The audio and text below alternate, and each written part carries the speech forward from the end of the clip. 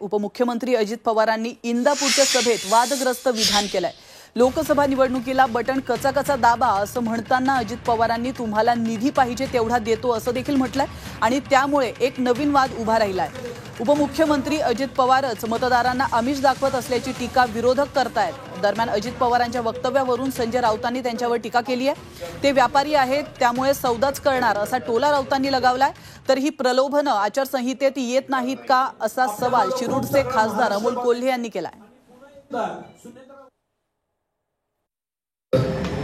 निधी काय लागेल तो निधी त्या ठिकाणी द्यायला आम्ही सहकार्य करू, पण तसं आम्ही पाहिजे तेवढा निधी तसं आमच्या मशीन मध्ये पण तेवढी दाबा कसा म्हणजे मला पण निधी द्यायला बरं वाटेल ना, माझा हात आखडता येईल।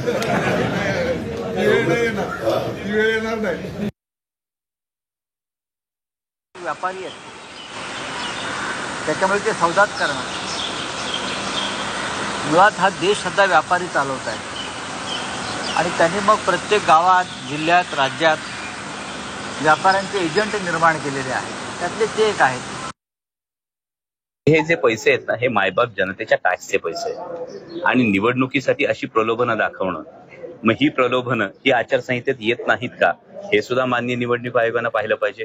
आणि दुसरी फार महत्वाची गोष्ट आहे की निधी देऊन एखादा रस्ता होईल, पण सर्वसामान्य शेतकऱ्याच्या शेतमालाला हमी भाव मिळणं गरजेचं आहे, दुधाला भाव मिळणं गरजेचं आहे, महागाईपासून त्याची सुटका होणं गरजेचं आहे, रोजगार निर्माण होणं गरजेचं आहे।